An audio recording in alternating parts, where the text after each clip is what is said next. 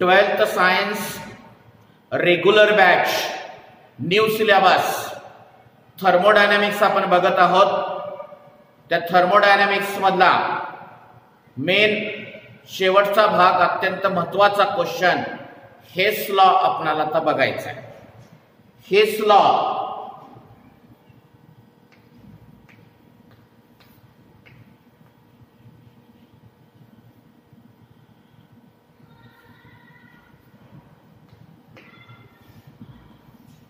काय आहे नेमका हेस लॉ बघा। मी स्टेटमेंट सांगतो अगोदर।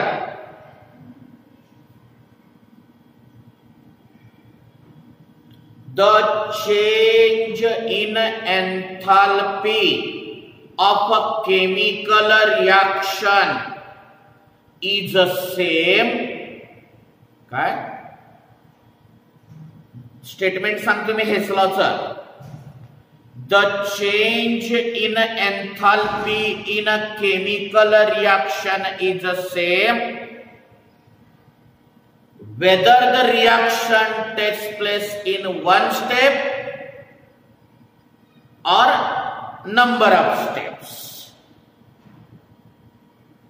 Whether the reaction takes place in a one step or a number of steps. Inverted comma. The enthalpy change in a chemical reaction, whether the reaction takes place in a one step or a number of steps. ह्याचा अर्थ कळना गेलाय तुम्हाला। ह्याचा अर्थ कळण्यासाठी मी एक उदाहरण सांगतो। समजा तुम्हाला एका गावावरून दुसऱ्या गावाला जायचं आहे। उदाहरणार्थ निलंग्याहून लातूरला जायचं आहे तुम्हाला। तुमचा एसटीचं तिकीट आहे 100 रुपये गृहीत धरा। तुम्ही जर डायरेक्ट गाडीत बसलात तर तुम्हाला निलंग्यावरून लातूरला जायला 100 रुपये लागतात। गृहीत धरा डायरेक्ट गाडी नाही, मग कसं जाणार आहात तुम्ही? निलंग्याहून लांब जाण्यापर्यंत गाडी मिळाली तुम्हाला, तिथपर्यंतचं तिकीट होतं तुमचं 40 रुपये। लांब जाण्याहून औशाला गेलात, तिथपर्यंतचं तिकीट होतं तुमचं 30 रुपये।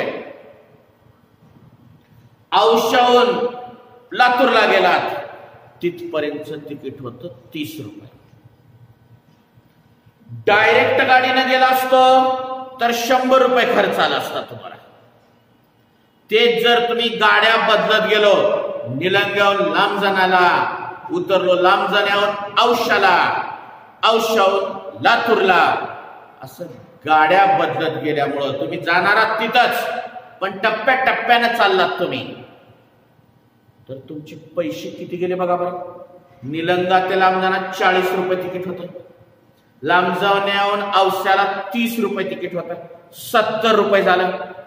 औशाहून लातूरला 30 होतं, 70 आणि 30 100 रुपये। डायरेक्ट गाडीने गेलो तर मी 100च रुपये लागलेल्या, गाड्या बदलत गेलो तरी बी 100च लागलेल्या। तेच सांगलेलं मी हेस लॉ मध्ये। ते तिकीट म्हणजे एन्थाल्पी, हीट।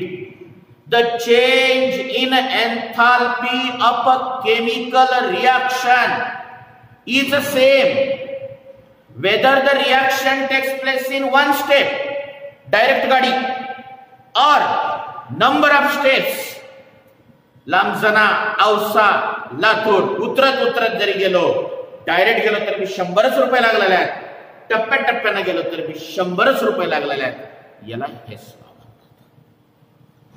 उदाहरण मुद्दाम दिलं म्हणजे तुमच्या डोक्यात बसावं। काय आहे? The change in enthalpy of a chemical reaction is the same whether the reaction takes place in a one step or number of steps. मग तुम्ही म्हणसाल हे झालं स्टेटमेंट इन्व्हर्टेड कॉमात लिहिलं. आता त्याचं मी तुम्हाला एक्सप्लेनेशन सांगतो बघा. Consider a reaction A is converted into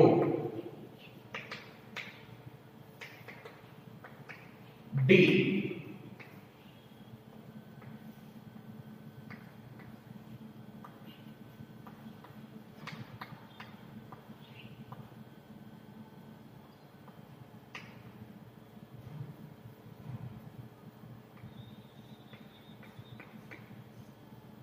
Consider a reaction A is converted into D. A हे D मध्ये कन्वर्ट झालं. The above reaction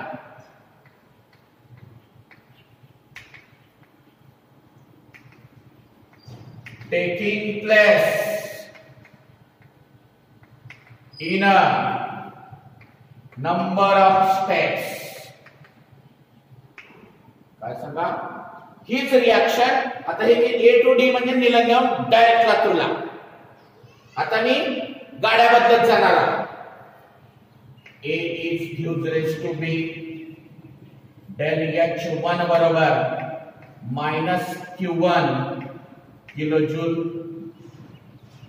पर मोल. पुन्हा B is converted into C del H2 बरोबर minus Q2 किलोजूल पर मोल. C is converted into D del H3 बराबर minus Q3 kilojoule पर मोल. आलं. A पासून D पर्यंत डायरेक्ट गेलो. A पासून D पर्यंत चालला टप्प्याने. A पासून B पर्यंत अगोदर पुन्हा B पासून C पर्यंत, C पासून D पर्यंत. येते लक्षात. हेस लॉ का म्हणतो? According to Hess law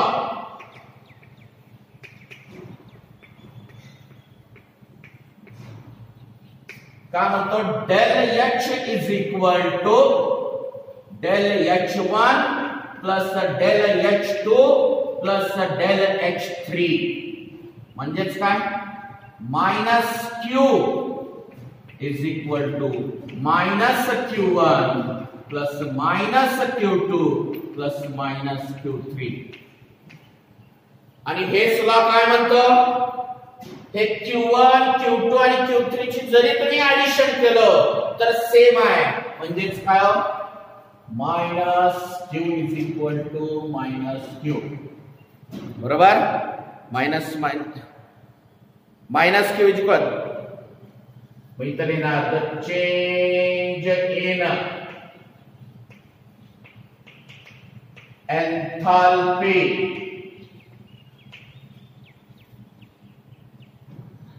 in both cases is same. Direct मध्ये जे मायनस Q आहे तेच या सगळ्यांचं ऍडिशन केल्यावर सेम आलं. बरोबर. The above reactions can be represented diagrammatically as the above reactions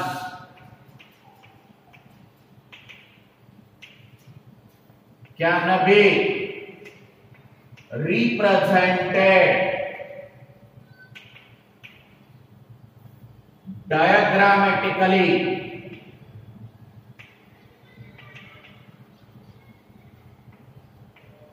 as diagrammatically as म्हणजे कसं A gives raised to D del H1 A gives raised to B B gives raised to C आणि पुन्हा C gives raised to पुन्हा D del H1 del H2 del H3. हे झालं statement आणि explanation. हे काय आहे? स्टेटमेंट आणि ह्याचं एक्सप्लेनेशन. स्टेटमेंट अजून एकदा सांगतो ऐका. The change in enthalpy of a chemical reaction is the same whether the reaction takes place in a one step or number of steps. Statement म्हणून लिहायचं, इन्व्हर्टेड फॉर्मॅट लिहायचं. एक्सप्लेनेशन, काय एक्सप्लेनेशन आहे बघा. Consider a reaction A is converted into D. A is converted into D. Del H is equal to minus Q kilojoule per mole. The above reaction taking place in a number of steps. A gives rise to B minus Q1. B gives rise to C minus Q2. C gives rise to D minus Q3. मग हेसला का सांगतो? Direct reaction राहू द्या किंवा number of step मध्ये बेरीज सारखी. म्हणजे काय? डेल H बरोबर del H1 plus del H2 plus del H3. Minus Q बरोबर minus Q1 minus Q2 minus Q3. या सगळ्याची ऍडिशन जरी केलं तरी उत्तर माइनस Q येणार. म्हणजेच या ठिकाणी हेसला प्रूव्ह झाला. कसा प्रूव्ह झाला? The change in enthalpy in both cases is the same. The above reaction, ह्या सगळ्या रिएक्शन डायग्रामॅटिकली सोडवायचं मला. The above reaction can be represented diagrammatically as A gives rise to D direct, मग किंवा टप्प्याटप्प्याने जायचं A to B, B to C, C to D. म्हणजे मी जे उदाहरण सांगितलं A to D म्हणजे निलंगा ते लातूर डायरेक्ट गाडी, निलंगा ते लांबजना ते औसा, औसा ते पुन्हा लातूर. कसं बी जर गेलो तुम्ही डायरेक्ट गाडीने गेल तर बी तुमचे 100 रुपये चालल्यात, आणि तुम्ही गाड्या बदलत गेलो तरी 100 रुपये चालल्यात. यालाच हेस लॉ असं म्हणतात. आता हे झालं ह्याचं स्टेटमेंट आणि एक्सप्लेनेशन. आता ह्याचं एक एक्झाम्पल समजावून दाखवतो तुम्हाला आणि ह्याचे अप्लिकेशन आहे. लगेच दाखवतो. हे स्टेटमेंट लिहून घ्या.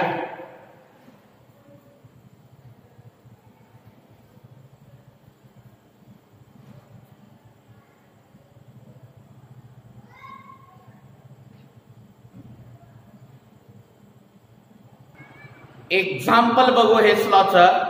हेस लॉचं एक्झाम्पल काय? Chlorination of methane. बघा एक्झाम्पल आहे chlorination of methane. When a methane is reacted with chlorine, methyl dichloride is formed. Del H बराबर minus 202.3 kilojoule per mole. Chlorination of methane. Methane is reacted with the chlorine. Methylene dichloride is formed. Change in enthalpy आहे 202.3 kilojoule per mole. The above reaction taking place in a 2 steps.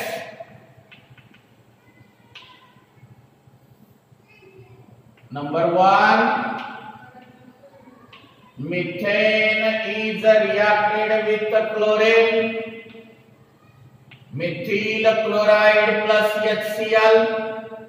Del एच बरोबर -98.0 kilo joule पर मोल. Second step मध्ये तयार झालेला CH3Cl plus chlorine gives rise to CH2Cl2 plus HCl. Del H बरोबर -104.3 kilo joule पर मोल. ही direct reaction आहे. हीच रिएक्शन दोन स्टेप मध्ये झालेली आहे. According to Hess law. Hess law काय म्हणतो? जेवढे या दोन स्टेप मध्ये जी रिएक्शन झाली आहे त्यांची जर तुम्ही बेरीज केलं, ऍडिशन केलं तर हेच यावं लागतं. मग आता आपण ह्या दोघांची बेरीज करू. According to Hess law CH4 plus Cl2 gives rise to CH3Cl plus HCl. del H बरोबर -98.0 किलो जूल पर मोल. CH3Cl plus chlorine CH2Cl2 plus HCl. del H बरोबर -104.3 किलो जूल पर मोल. याची बेरीज करू.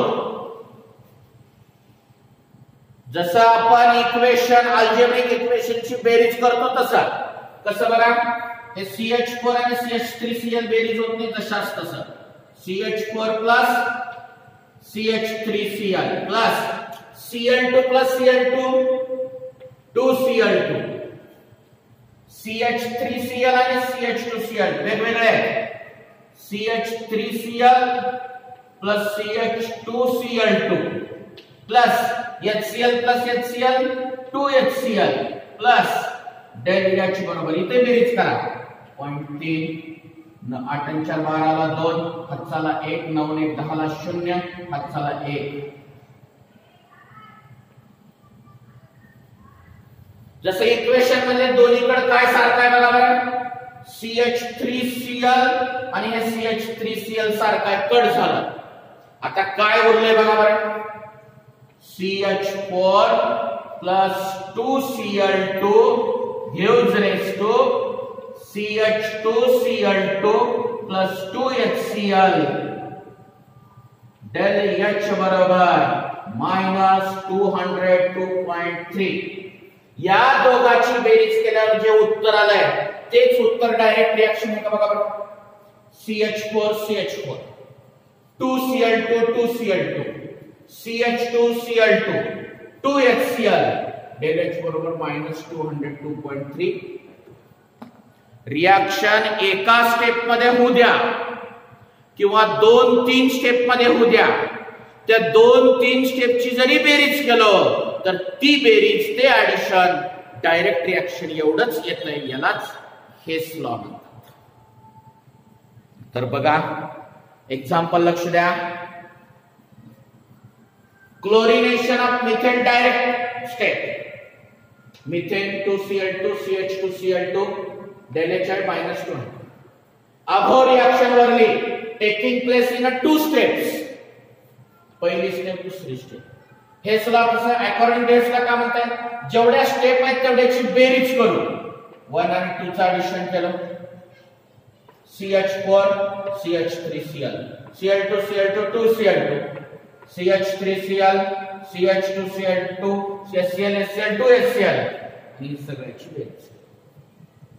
मग आता हे दोन्हीकडे बी काय सारखं आहे. CH3Cl जसं आपण अल्जेब्रिक इक्वेशन मध्ये कट करतो बनतो आपण इकडून तिकडे मायनस, तसं कट करून टाका. CH4 2Cl2 CH2Cl2 2HCl किंमत. हे आलेलं उत्तर तुमचं आणि तुमची डायरेक्ट रिएक्शन सेम आहे का बघा. CH4 2Cl2 CH2Cl2 2HCl del H बरोबर -202.3 किलो जूल पर मोल.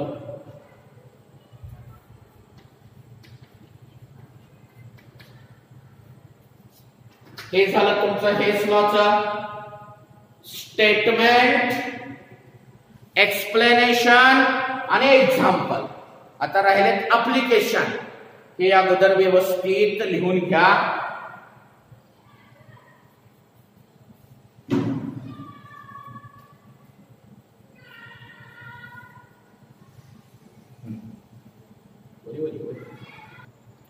अप्लिकेशन्स ऑफ हेस लॉ बघू आपण.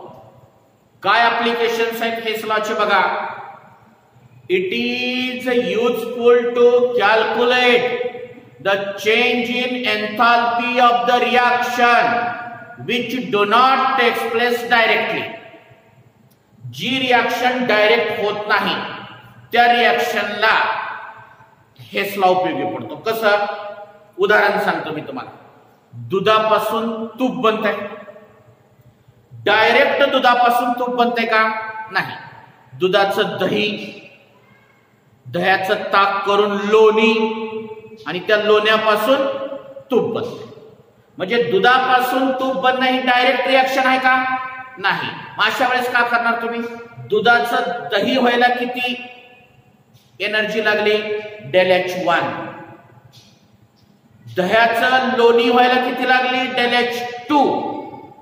लोण्याचं तूप व्हायला किती लागलं? ΔH3. आणि तिघाची बेरीज करून मग एन्थाल्पी काढू शकतो. कळालं ऍप्लिकेशन काय? इट इज, लिहून घ्या व्यवस्थित.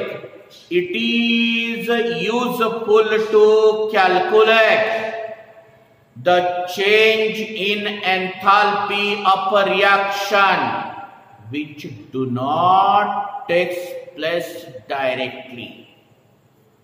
दूसरा है, it is not possible to calculate change in enthalpy experimentally, but एखादी रिएक्शनची change in enthalpy experimentally calculate होईना गेले. But according to Hess law change in enthalpy can be calculated theoretically. Hess law प्रमाणे एन्थाल्पी काढलेला म्हणजे theoretically काढलेला. दोन झाले. तिसरा एप्लीकेशन आहे, it is useful to calculate the change in enthalpy of very slow reactions. काय? It is useful to calculate the change in enthalpy of very slow reaction. एखादी रिएक्शन स्लो आहे, समजा त्या रिएक्शनला कंप्लीट व्हायला 48 तास लागतात, 48 आवर्स. डायरेक्ट रिएक्शन करणं आपल्याला शक्य नाही. तुम्ही काय करा, 15 आवरची रिएक्शन करा, पुन्हा 15 आवरची रिएक्शन करा, आणि मग पुन्हा 18 आवरची असे पार्ट करा, आणि मग त्यांची बेरीज करा. चालतं.